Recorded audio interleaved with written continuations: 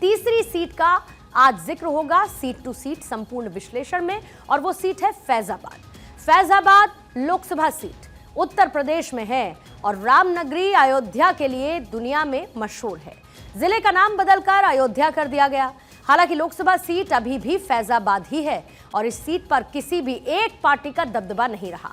शुरुआती दौर पर कांग्रेस ने लगातार 4 बार इस सीट पर जीत दर्ज की और उसके बाद लगातार 2 बार से ज्यादा जीत दर्ज नहीं कर पाई। इस बार बीजेपी के पास जीत की हैट्रिक लगाने का मौका है।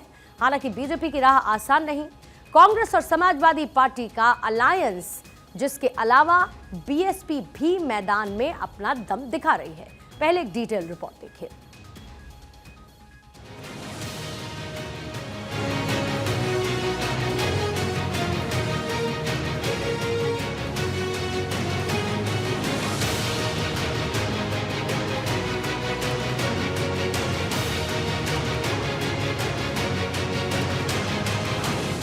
हिंदू वोट का रिमोट, राम मंदिर पर पहला वोट। राम मंदिर मुद्दे के सहारे फर्श से अर्श तक पहुंची बीजेपी।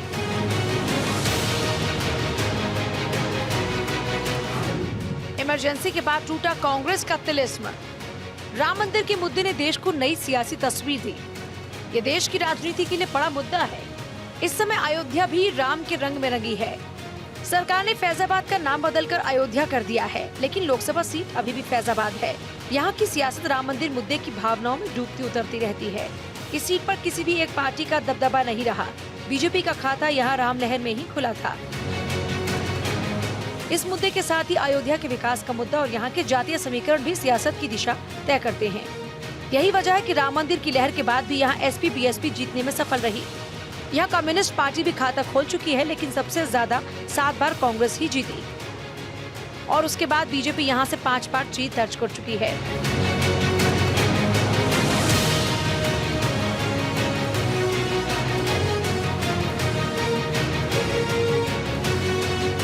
बीजेपी की अगुवाई वाली एनडीए ने फैजाबाद लोकसभा सीट से लल्लू सिंह को मैदान में उतारा है। इस सीट पर लल्लू सिंह साल 2014 से लगातार जीत दर्ज कर रहे हैं। एक बार फिर बीजेपी ने उनको उम्मीदवार बनाया है।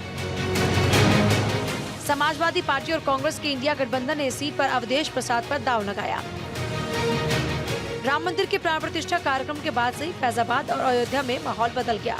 इस बदले माहौल में हिंदुत्व की राजनीति हावी नजर आती है।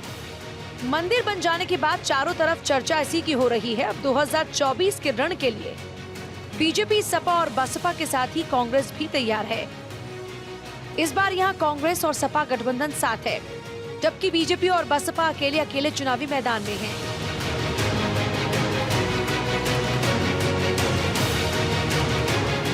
बात फैजाबाद सीट के चुनावी मुद्दों की करें तो यहाँ पर राम मंदिर के साथ ही अयोध्या और आसपास का विकास अहम मुद्दा रहा। सालों से इस पर राजनीति तो होती रही और सरकारें बनती बिगड़ती भी रही, लेकिन अयोध्या नहीं बदली। इस विकास के नाम पर भी राजनीति हुई, लेकिन बदलाव नहीं हुआ। अब राम मंदिर बनने के बाद ये एक बार फिर से बड़ा मुद्दा बना हुआ है। मंदिर के साथ ही सरकार ने जो और योजनाएं शुरू की, उससे लोगों को उम्मीद जागी है। अयोध्या और आसपास पर्यटन को बढ़ावा देने के लिए काम किए जा रहे हैं। हवाई अड्डा शुरू हो चुका है, नई अयोध्या बस रही है। कई बड़े हाउसिंग प्रोजेक्ट और होटल्स के निर्माण के लिए सैकड़ों प्रस्ताव आ चुके हैं। घाटों की मरम्मत और उसका सौंदर्यीकरण किया ही जा रहा है। अयोध्या सीट पर साल 1991 से बीजेपी ने जीत का स्वाद चखा तो चखती ही रही। 2 बार ऐसे मौके आए जब वो लगातार 2 बार जीत दर्ज कर चुकी है, लेकिन अभी तक हैट्रिक नहीं लगा पाई।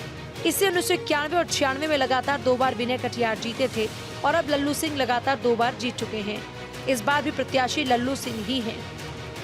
अब देखना यह है कि क्या बीजेपी के लिए वो हैट्रिक लगा पाते हैं या नहीं। उनके मुकाबले एसपी ने दलित चेहरे अवधेश प्रसाद पर दांव लगाया। वो पुराने एसपी नेता हैं। फैजाबाद की अलग अलग सीटों से कई बार विधानसभा चुनाव जीत चुके हैं। ऐसे में एसपी ने वहां दलित और ओबीसी समीकरण को साधने की कोशिश की।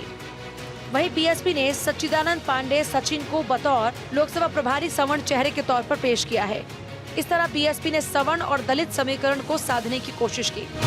अब देखना है कि राम मंदिर के मुद्दे पर ये जातीय गुणागणित कितना असर डालते हैं।